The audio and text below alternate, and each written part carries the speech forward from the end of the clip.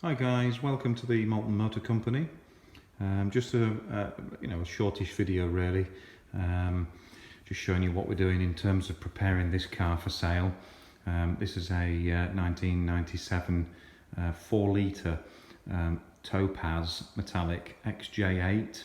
That's an X308 model.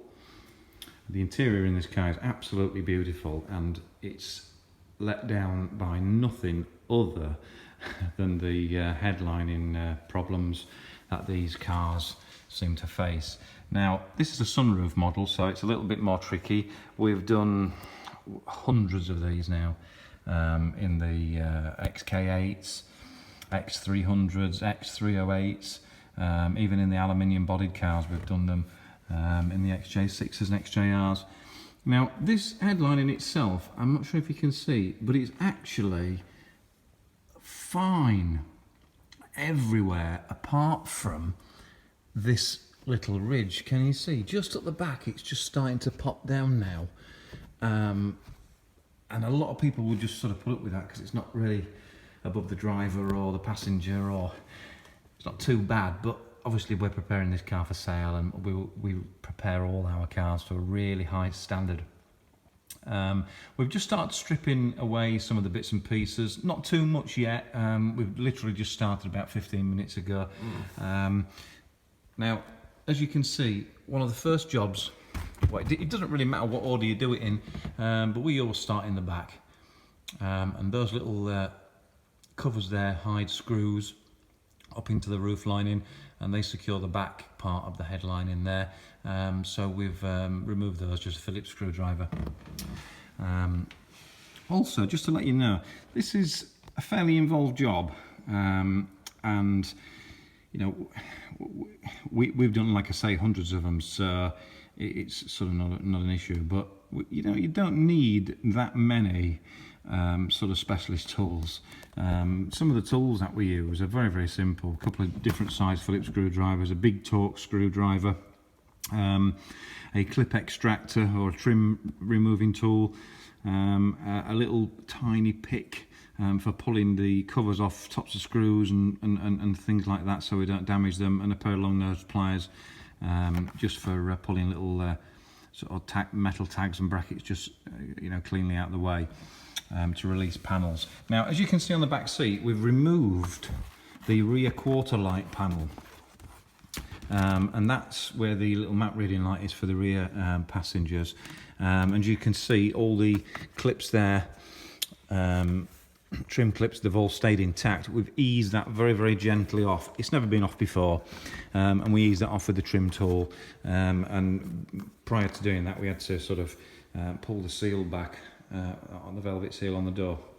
Now, just going around to the back of the car before we go back inside it again, as you can see, this now is the new headlining. It's a fiberglass board. We only use premium boards. They're very expensive, but they're the best, and that's all we'll use here at the Malton Motor Company. This car's a sunroof car, a bit more sort of tricky because you've got to leave some extra material around the sides, simply because that needs to be tucked away behind the sunroof seal. We'll go into that in our second video. As you can see, we've cut the little holes out at the back for the screws where they go up to secure the rear part of the headlining. These holes here have been, the material's been cut out there, and that's for the alarm system sensors.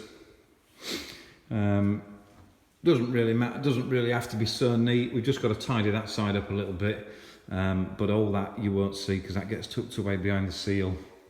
The important thing is to leave enough material around the sides of the sunroof opening, because if you don't, you've wasted the whole headlining. There you go. There's the whole cutaway there for the interior sun visor bracket mounting, and there's the hole for the sun visor clip. So all these have to be cut out prior to fitting the headlining. They don't come pre-cut out, unfortunately, so you have to cut them out. Best thing to use is a brand spanking new razor blade, like you can see on the top of there, sharp as it possibly can be, so it makes just a really neat cut, and it doesn't make all the material too jagged really. Yeah, so there's not a lot to see other than that on this side. The other side is of course where all the material is, which is going to be shown inside the car. Right, okay, that's plush material, by the way. It's a lot thicker and better quality material than what was on the roof lining to start with. Just going inside the car now, I'm not sure if you can see in that rear quarter panel there, near the rear quarter light window, that's where the piece of trim I was showing you, which was laid on the back seat, that's where that was fitted, and that's where the little matte reading light is. Now there's quite a bit still to do to sort of strip this headlining out. As you can see across it, above the door aperture there, that's where the leather grab handles go. All those have got to be taken off. There's not one on the driver's side, but there's 3 still to take off. As you can see with this one up here, that's still to take off. There's little chrome or stainless steel covers that cover the torque screw head. You have to be very careful you don't bend those or break any of the plastic. I mean, these are 20-odd-year-old cars now, so things are getting brittle. So what we're going to do now is we're going to remove the seal around the sunroof. We're going to start taking all the visors off. We're going to take the, I'm not sure if you can see, but we're going to go and take the centre panel out there where, you know, where the sunglasses go and all your matte reading lights are. We're going to take that out now, and then we'll do a little video and show you with it all out. Okay.